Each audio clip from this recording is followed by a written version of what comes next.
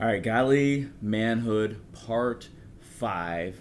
We're talking about godly motivations. I introed it in Part 4, talking about my midlife crisis, and started with the premise of stack enough motivations to tip you into action. That's something that I believe God's given me for men. And so I'm going to go through motivations in this one. This is the core of this teaching, which is going to help you define how you're wired to be motivated and how you can utilize these motivations to tip you into action. So use all of them to your advantage.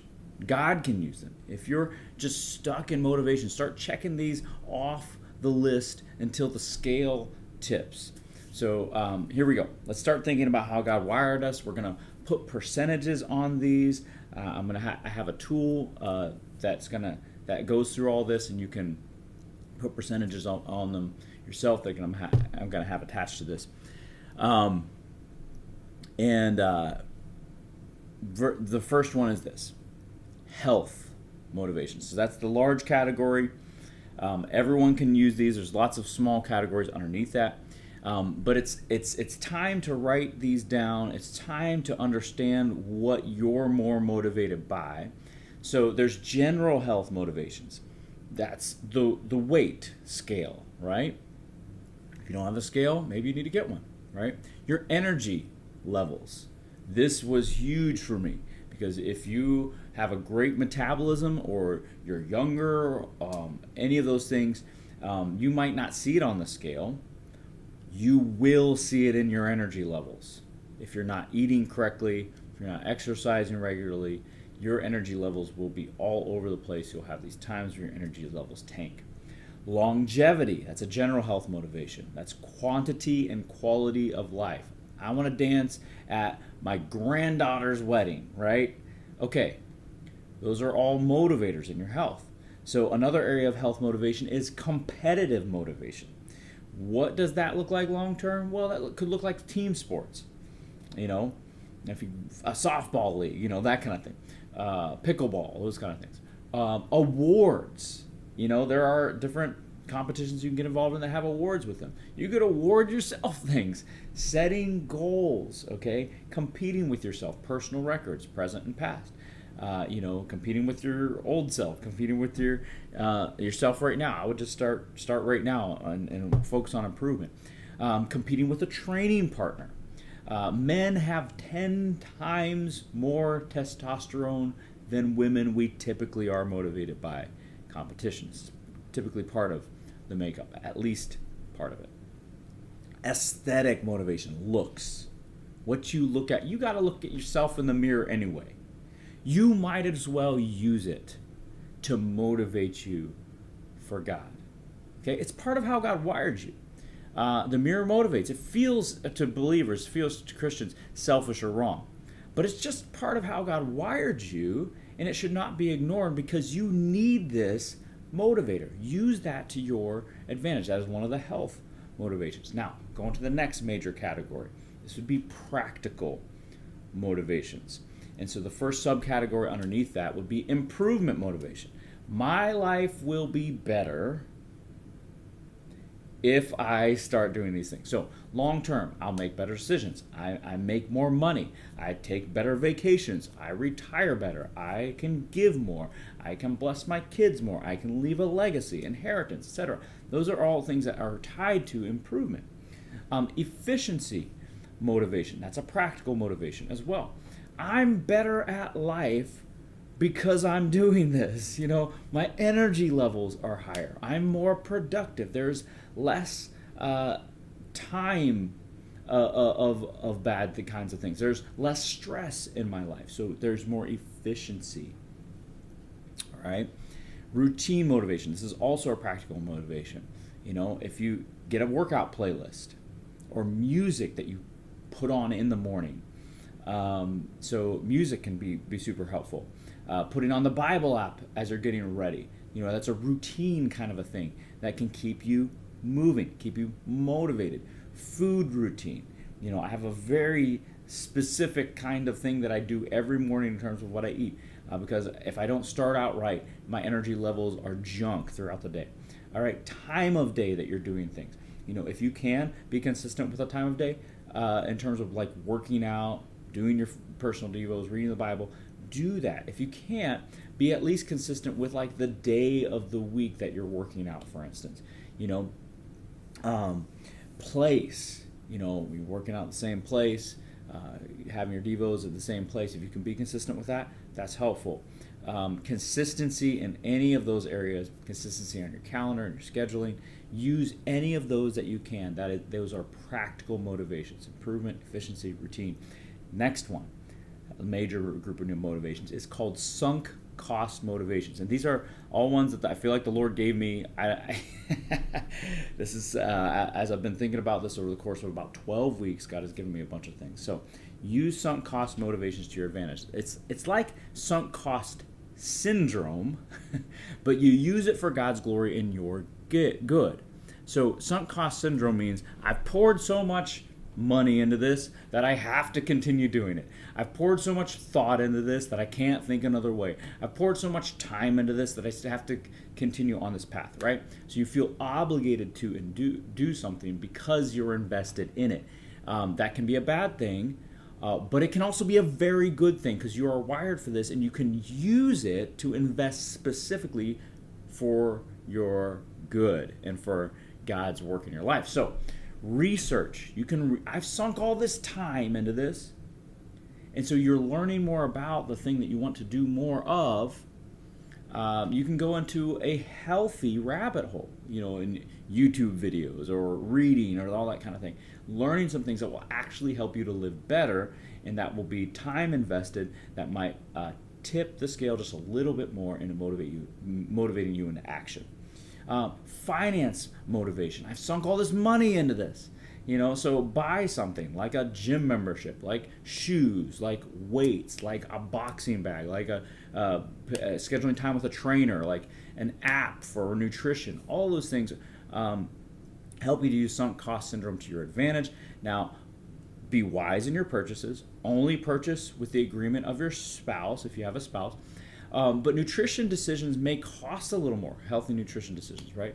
But research and get the cheapest healthy nutrition options. But when you start investing some level of finances into it, it will help to tip you into action. Start investing time, start investing money. It's going to tip you a little bit more. Calendar motivation. It's another kind of sunk cost motivation. I sunk all this planning into this. So you schedule your next thing. Put a getaway with your wife on the calendar. So this is in a whole other area than like working out, right? I've been using working out as an example for a lot of this. But if you put a getaway with your wife on the calendar, it's going to be a whole lot more likely that you're going to do something. You may not know what you're going to do. It doesn't matter. You may not know what you're going to do with your kids. It doesn't matter. Put it on the calendar. That's a goal. Then it opens up conversations for you guys. Opens up conversations with other people. And you can start asking them, hey, what would you do if you had a weekend away? What have you done? That kind of thing. Great social thing as well. So schedule your workouts. Set aside the time for them. Schedule your time with God. Make reminder alarms in your calendar. Adulting. Do the things that adults should be learning to do. Use calendar motivation to your advantage in your disciplines and your motivations. And that sunk cost becomes a thing that obligates you more to do the thing. Tipping yourself just a little bit more into action, Another major area of motivation is social motivation. We are social beings, and this works. Each of us have different levels at which we value each of these major levels of motivation. We're going to give you an opportunity to figure that out for yourself in a minute. But social motivation means maybe you need a partner for accountability, like a workout partner. Meet me at the gym. Hey, we're all working out at this time. Come on. Share your goals with this person. Maybe you don't necessarily have a workout partner, but someone you do share goals with. Always, if it's a workout partner, it's always a man friend, never a woman friend, men. That is a recipe for sexual sin, a huge no. I've seen that so much, so here's a tip. Beyond that, then, encourage others in their goals. All right? Encourage them in their goals because it's awesome and it's right, and the likelihood goes up dramatically that they'll want to hear your goals and encourage you too. So that's a social motivation. team. Be a part of a team. They're all motivating you. This is an easy win if you're into team sports and if you can find a team. Take that win. Use it to your advantage. Your spouse or your child, they can provide social motivation also. Don't force them into it. That'll ruin a relationship. Don't do that. But if they're into it, use it to your advantage. It'll bless them. You'll connect with them. They'll love it. All right? That's a social motivator. Some of you are very motivated that way. Some of you are less so. That's all right. Dopamine motivations. This is another huge category. This is short-term rewards that make you want to come back. You're wired this way, and it's probably working against you right now in video games, social media, tasty food, YouTube videos. It's time to use dopamine motivation, these little rewards, to your advantage. Now, how do you do that? In athletic, physical, or chemical motivation. My body just wants to do this. Your muscles want certain kinds of work. They'll feel better and work better long term when you engage them.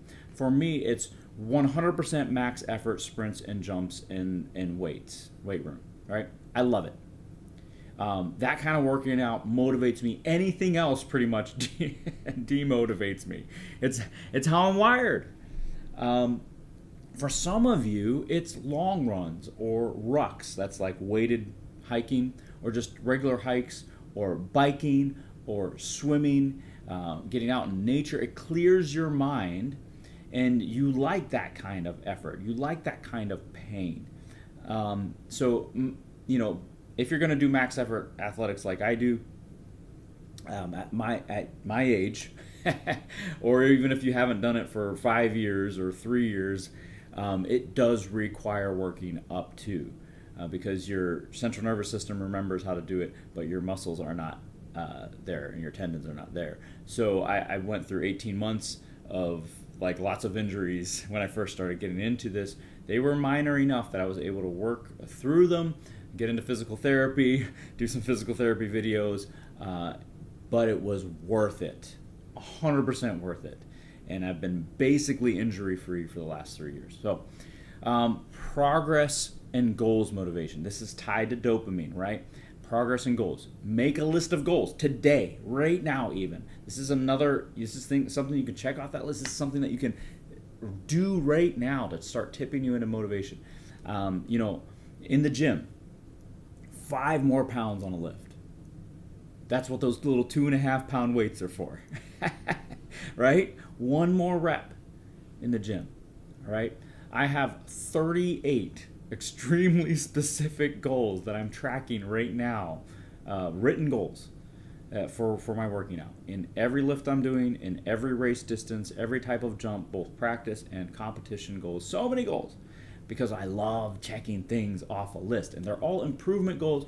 They're not like these, I have some big audacious goals as well, but I've got these little improvement goals, most of them, like 36 out of the 38 are just these little improvement goals.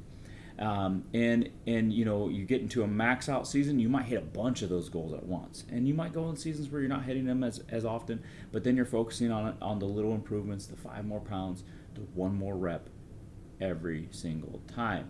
And sprinting, the 100th of a second, long jumping the 1 centimeter, 1 inch. Okay.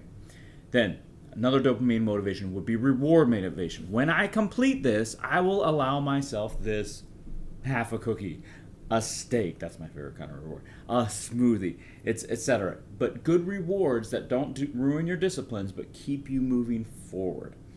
Let me gift you one more. So those are the main categories, the 5 main categories, but they're subcategories. But I'm going to gift you one more that can and should be added to all other motivations. It is spiritual motivations. Did God say yes? Is there a green light from God for this thing that you're trying to do in your life? For athletics, for me, there's just been a green light in my spirit over and over and over again. So God's encouragement to you, do you have words from God? Do you have pictures from God? Do you have peace with God? God communicates in at least 27 different ways we see in Scripture. If you don't know all those ways, go to the appendix of my book, Making the Supernatural Normal, and you can look through all of them and open up some new ways of communicating with God scripturally. Scripture motivations. And so I'm going to also attach a list of scriptures that it's a great place to start motivating you in different areas of your life. There's so many more scriptures than that, but it's a good starting place, and you need that. So use it to your advantage. Now, we don't put spiritual motivations on the list to rank and put a percentage on, because we all know that that's the highest priority motivation, and it can skew the list. And spiritual motivations also can bolster all the other motivations. Also, spiritual motivations, that priority can veto an activity, say no to it, in spite of other motivations. So in short, spiritual motivations correctly prioritized trump all other motivations, and we need to figure out how to work with how God's wired us, and then use spiritual motivations on top of that. And so that's going to help us to do this. So that tool for godly motivations attached here, you got scriptures for godly motivations as well, but that tool, you take it, you have the same listing that I just went through with you, and then on the back you can put percentages to how you're wired to engage with each of those motivations, which is going to help you know what you need to invest in quickest, what's the lowest hanging fruit that's going to tip you into more levels of action, and then come up with an action plan. What's one thing you can do today? What's one thing you can do this week? And start checking those off the list, stacking them to tip you into action. All right, in the next video, we're going to recap, and I'm going to give you some conclusions from my midlife crisis, and there's some other tips that I think are going to really be a breakthrough for you.